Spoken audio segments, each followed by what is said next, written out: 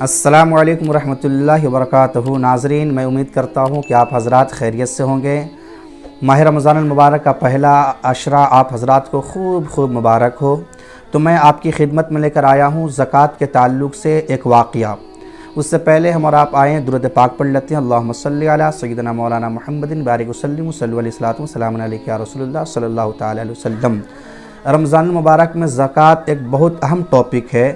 اس سے ایک واقعہ آپ سنیں کہ دیکھیں، زکوٰۃ نہ دینے والا ایک انسان ہلاک ہو گیا۔ ثعلبہ بن ابی حاتب جو مدینہ منورہ کا رہنے والا تھا، انہوں نے زکوٰۃ نہ دیا، زکوٰۃ دینے سے منہ موڑ لیا، تو پھر وہ ہلاک و برباد ہو گیا۔ دیکھیں، واقعہ یوں ہے کہ حضرت ابو امامہ رضی اللہ تعالی عنہ بیان فرماتے ہیں کہ ثعلبہ بن ابی حاتب انصاری آقا کریم صلی اللہ تعالی علیہ وسلم کی بارگاہ میں حاضر ہوتا ہے اور عرض کرتا ہے، یا سیدی یا رسول اللہ صلی اللہ علیہ وسلم، میں غریب ہوں، آپ میرے لیے دعا فرما دیں کہ میں مالدار ہو جاؤں، میں امیر بن جاؤں، میرے کاروبار میں برکتیں ہوں، دعا فرما دیں۔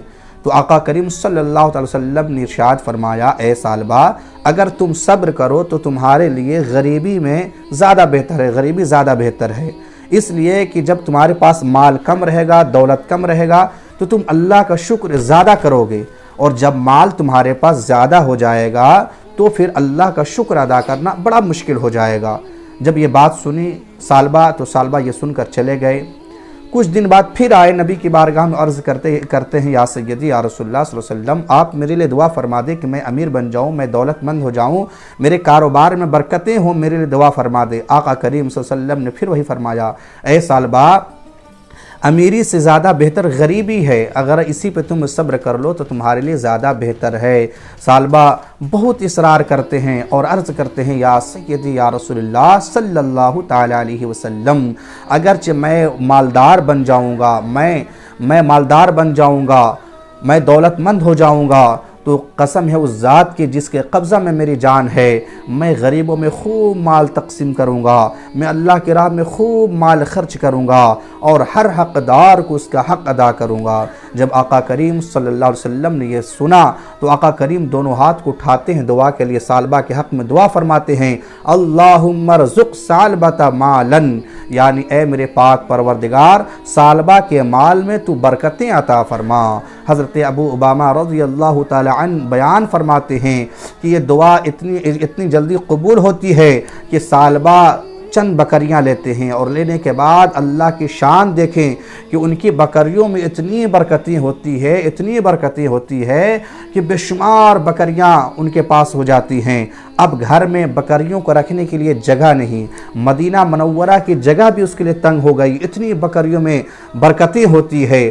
آخر کار وہ بکریوں کو لے کر کے جگہ نہ رہنے کی وجہ سے مدینہ منورہ سے دور ایک جنگل میں جا کر رہنے لگے۔ اب دیکھیں، اللہ نے دولت دیا ہے تو اب دیکھیں اللہ سے وہ کس طرح سے دور ہوتا ہوا چلا جا رہا ہے۔ جب اس کے پاس مال پہلے نہیں تھا تو 5 وقتہ نماز آقا کریم صلی اللہ علیہ وسلم کے پیچھے نماز ادا کیا کرتا تھا، اور آقا کریم صلی اللہ علیہ وسلم کے چہرے کی زیارت کیا کرتا تھا، لیکن اب مال کی وجہ سے نمازیں 5 جگانہ باجماعت پڑھنے سے محروم ہو رہا ہے۔ دین بھر میں صرف 2 وقت کی نماز پڑھ رہا ہے، ظہر کی، عصر کی۔ کچھ دن اور گزرتا ہے، مال بڑھتا ہے، اب وہ اس قدر محروم ہو جاتا ہے کہ 5 وقتہ باجماعت نماز ادا کرنے سے محروم ہو جاتا ہے۔ کچھ دن اور ہوتا ہے تو اب جمعہ جیسی نماز سے بھی وہ انسان محروم ہو جاتا ہے۔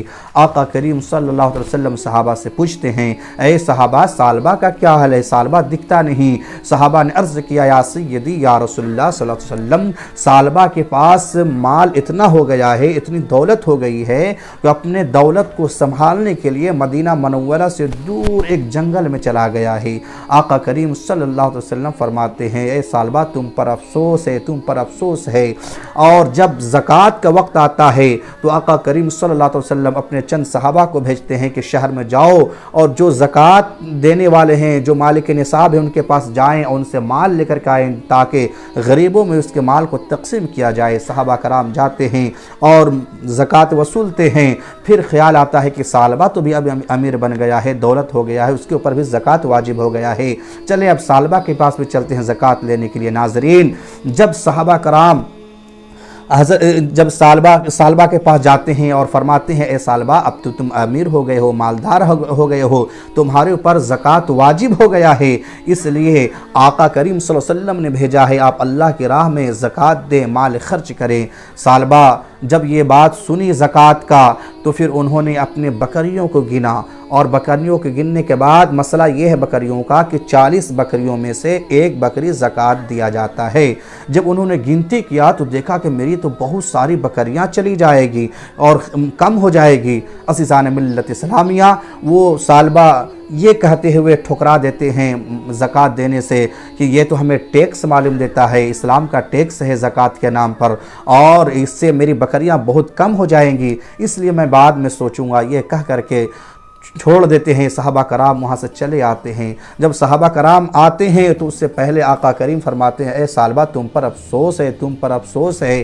صحابہ کرام پہنچتے ہیں، عرض کرتے ہیں یا سیدی یا رسول اللہ، میں مدینہ منورہ کے تمام مالداروں کے پاس گیا، زکوٰۃ وصول کیا، لیکن جب میں سالبہ کے پاس گیا، آپ کا پیغام بھیجا کہ آپ زکوٰۃ ادا کریں، آپ کے اوپر زکوٰۃ واجب ہو گیا ہے، تو انہوں نے یہ کہہ کر کے ٹھکرا دیا، منہ موڑ لیا زکوٰۃ دینے سے کہ یہ تو ٹیکس معلوم دیتا ہے، اور اس طرح سے اگرچہ میں ٹیکس دوں گا تو میری بکریاں بہت ساری کم ہو جائیں گی، یہ کہہ کر کے اللہ کی راہ میں خرچ کرنے سے منہ موڑ دیا۔ اللہ اکبر۔ حضرت آقا کریم صلی اللہ علیہ وسلم فرماتے اے سالبہ تم پر افسوس، اور اتنا کہنا تھا کہ اللہ تبارک و تعالیٰ کی طرف سے قرآن کی آیت نازل ہوتی ہے، اور آیت یہ ہوتی ہے وَمِنْهُمْ مَنْ عَاهَدَ اللَّهَ لَئِنْ آتَانَا مِنْ فَضْلِهِ لَنَصَّدَّقَنَّ وَلَنَكُونَنَّ مِنَ الصَّالِحِينَ فَلَمَّا آتَاهُمْ مِنْ فَضْلِهِ بَخِلُوا بِهِ وَتَوَلَّوْا وَهُمْ مُعْرِضُونَ۔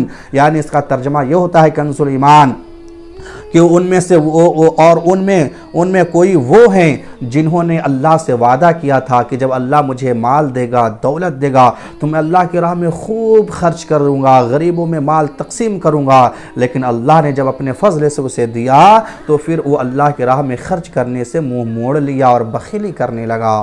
عزیزان ملت اسلامیہ، آپ نے دیکھا کہ سالبہ اللہ کی راہ میں خرچ کرنے سے کس قدر منہ مڑتا ہے۔ جب یہ آیت نازل ہوتی ہے، سالبہ کو پتہ چلتا ہے کہ میری مذمت میں قرآن میں آیت نازل ہوئی ہے، دوڑتے ہوئے اپنے مال کو لے کر کے آقا کریم صلی اللہ علیہ وسلم کی بارگاہ میں آتے ہیں، عرض کرتے ہیں یا سیدی یا رسول اللہ اس مال کو قبول فرما لے۔ آقا کریم صلی اللہ علیہ وسلم نے ارشاد فرمایا اب میں تمہارے مال کو میں قبول نہیں کر سکتا، کیونکہ اللہ تبارک و تعالیٰ نے قرآن پاک میں اس آیت کو نازل فرما دیا ہے، اس لیے تمہارے جو زکوٰۃ ہے اس کو میں نہیں لے سکتا۔ عزیزان ملت اسلامیہ، آخر کار آقا کریم صلی اللہ علیہ وسلم کا وصال ہو جاتا ہے۔ حضرت ابو بکر صدیق کا دور آتا ہے، ان کی بارگاہ میں زکوٰۃ کا مال لے کر جاتے ہیں اور عرض کرتے ہیں اے ابو بکر صدیق آپ اس زکوٰۃ کے مال کو قبول فرما لیں، غریبوں میں تقسیم کر دے۔ حضرت ابو بکر انکار کر دیتے ہیں کہ جب آقا کریم صلی اللہ علیہ وسلم لینے سے انکار کر دیے تو میں بھی تمہارے مال کو نہیں لے سکتا، یہ کر کے انکار کر دیتے ہیں۔ اسی طرح سے حضرت عثمان غنی رضی اللہ تعالیٰ عنہ کے دور میں جاتے ہیں، حضرت عمر فاروق رضی اللہ تعالیٰ عنہ کے دور میں جاتے ہیں، اور یہ سب لینے سے انکار کر جاتے ہیں، اور آخرکار حضرت عمر فاروق رضی اللہ تعالیٰ عنہ کے دور میں اس کا انتقال ہو جاتا ہے، بالکل پاگل کی طرح ہو جاتا ہے، اپنے سر پہ مٹی ڈالتا ہے، یعنی دنیا اس کے لیے جہنم بن جاتی ہے، لیکن پھر بھی اس کا زکوٰۃ قبول نہیں ہوتا۔ ناظرین، آپ نے دیکھا کہ سالبہ اللہ کی راہ میں خرچ کرنے سے منہ موڑا تو اللہ تبارک و تعالیٰ نے اس کا انجام کتنا برا کیا۔ اس لیے ہمیں اور آپ کو چاہیے کہ اللہ تبارک و تعالیٰ ہمیں مال و دولت دے تو اللہ کی راہ میں دل کھول کر کے خرچ کریں، اس لیے کہ اللہ کی راہ میں خرچ کرنے سے آپ کے مال میں کمی نہیں بلکہ اور بڑھوتری ہوگی، بڑھتا ہوا نظر آئے گا۔ آپ یہ کامن سائنس لگائیں اور دنیا میں دیکھیں کہ اگرچہ آپ نے اس سال 1000 روپیہ زکوٰۃ نکالا ہے تو اگلے سال آپ 2000 روپیہ زکوٰۃ نکالیں گے۔ کیوں؟ اس سے پتہ چلا کہ اگلے سال ہم 2000 زکوٰۃ نکال رہے ہیں، ایک مثال دے رہے ہیں، اس کا مطلب ہمارا مال بڑھا ہے، مال میں بڑھوتری ہوئی ہے، تبھی تو زکوٰۃ ہم زیادہ نکال رہے ہیں۔ تو پتہ چلا کہ زکوٰۃ نکالنے سے مال کمتا نہیں ہے بلکہ برباد ہونے سے، اور اب برباد ہونے سے بچتا ہے، آپ کے مال نہ چوری ہو سکتی ہے نہ برباد ہو سکتا ہے بلکہ اور آباد ہوگا۔ اس لیے اللہ تبارک و تعالیٰ کی بارگاہ میں دعا ہے اللہ تبارک و تعالیٰ ہم لوگوں کو اگر مال دے، زکوٰۃ ہمارے اوپر واجب ہو تو ہم دل کھول کر کے اللہ کی راہ میں خرچ کریں اور غریبوں میں تقسیم کریں، کیونکہ وہ غریبوں کا حق ہے۔ وما علینا الا البلاغ۔ السلام علیکم، انشاءاللہ پھر ملیں گے اگلے ویڈیو میں۔